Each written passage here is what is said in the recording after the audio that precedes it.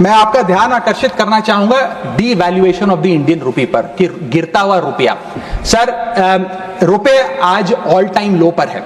जब मई 2014 में ये सरकार बनी थी तब एक डॉलर 58 रुपए के आसपास मंडराता था। आज एक रुपया 87 रुपीज के आसपास मंडरा रहा है, which is an all time low. Sir रुपया कोई कागज की एक टुकड़ा, कोई पीस ऑफ पेपर नहीं है। रुपया कोई करेंसी भी नहीं है। रुपया हमारी देश की प्रतिष्ठा है।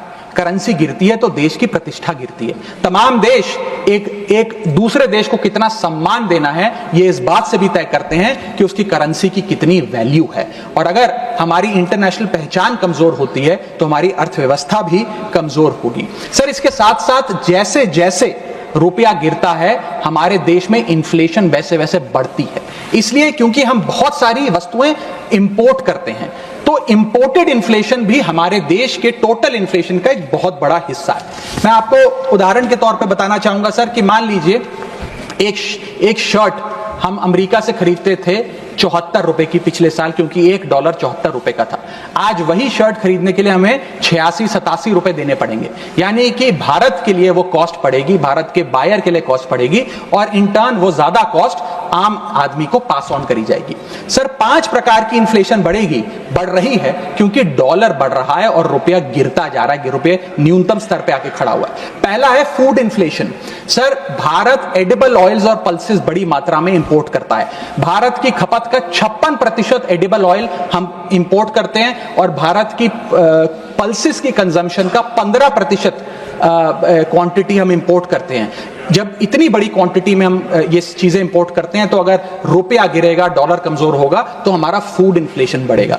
दूसरा इन्फ्लेशन जो बढ़ेगा वो है एनर्जी इन्फ्लेशन। सर हम अपने क्रूड ऑयल यानी कि पेट्रोल, डीजल और जेट फ्यूल्स जिसे मैं कहूं उनको इंपोर्ट करते हैं। 85% भारत की जितनी खपत है उसका हम क्रूड ऑयल इंपोर्ट करते हैं अन्य देशों से। उसके अतिरिक्त कोल और नेचुरल गैस भी इंपोर्ट करते हैं। जब रुपया गिरेगा तो ये एनर्जी बास्केट की जो वस्तुएं हैं इनका दाम भी बढ़ेगा और ये और महंगी होती जाएंगी। और जब पेट्रोल डीजल के दाम बढ़ेंगे तो हर चीज पर इंपैक्ट आएगा, चाहे वो रोटी, कपड़ा, मकान, सब्जियां, फल और दूध ही क्यों ना हो। और इसी के चलते जब क्रूड ऑयल अंतर्राष्ट्रीय बाजार में घटता भी है हम उसका लाभ अपने नागरिकों को नहीं दे पाते, क्योंकि भारत सरकार की तो जेब ढीली ही होती रहती है, क्योंकि रुपया गिर रहा है, ज्यादा रुपया हमें देना पड़ता है डॉलर खरीदने के लिए। सर तीसरा इन्फ्लेशन जो डीवैल्यूएशन ऑफ इंडियन रुपी के चलते होगा वो है health care inflation. Bulk drugs, medical equipments और हेल्थ केयर कंज्यूमेबल्स बड़ी तादाद में अन्य देशों से भारत खरीदता है, जिसके सारे कॉन्ट्रैक्ट्स डॉलर में सेटल किए जाते हैं। इसके चलते रुपए गिरने की वजह से हेल्थ केयर के आइटम्स भी महंगे होते जाएंगे। चौथा इन्फ्लेशन है सर एजुकेशन इन्फ्लेशन। लाखों लोग, भारत के लाखों बच्चे विदेश में पढ़ाई करते हैं। माँ बाप कमाते तो रुपए में हैं, लेकिन ट्यूशन फी, अकोमोडेशन फी, लिविंग एक्सपेंसेस, ये तमाम चीजें डॉलर में खर्च करने पे मजबूर होते हैं। इसीलिए सबसे ज्यादा अगर किसी को हिट करेगा ये डीवैल्यूएशन ऑफ द इंडियन रुपी तो उन लोगों को करेगा जो विदेश में पढ़ रहे हैं। सर आज से 4 साल पहले एक संपन्न परिवार अगर अपने बच्चे को यूनाइटेड स्टेट्स ऑफ अमेरिका में 4 साल का अंडर ग्रेजुएशन कोर्स कराने के लिए भेजता था तो करीब करीब 1 करोड़ रुपए का खर्चा आता था। आज क्योंकि डॉलर इतना मजबूत और रुपया इतना कमजोर हो गया है, ये अमाउंट बढ़ के 2 से 2.5 करोड़ रुपए हो गया है। सर इसी के साथ साथ मैं बताना चाहूंगा कि 5वीं बड़ी इन्फ्लेशन जो इस देश में होने जा रही है गिरते हुए रुपए के चलते, वो है इलेक्ट्रॉनिक्स इन्फ्लेशन।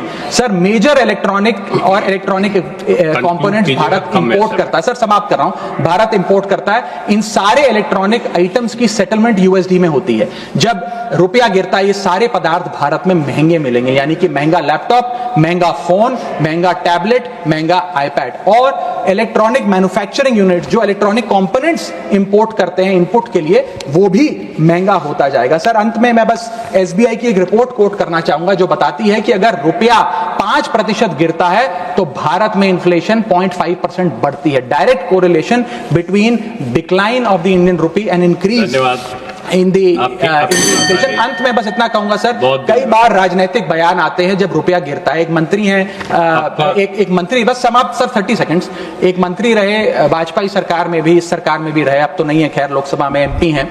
उन्होंने एक बयान दिया था जब रुपया गिरा था। उन्होंने कहा था the worth of the Indian rupee against the dollar was equivalent to Rahul Gandhi's age when UPA came to power today it is equal to Sonia Gandhi's age and very soon it will touch Manmohan Singh's age. Sir आज लोग वो कहाँ हैं? आज क्यों नहीं बयान देते? आज रुपए पे क्यों नहीं चिंता करते? अब कोई ध्यान क्यों नहीं देता? रुपए पर बयान क्यों नहीं देता? रुपया तो हर दिन गिर रहा है, अब कोई रुपए पे गिरते रुपए पे ज्ञान क्यों नहीं देता? ये मैं पूछना चाहूंगा। बहुत बहुत धन्यवाद। Thank you. बहुत धन्यवाद।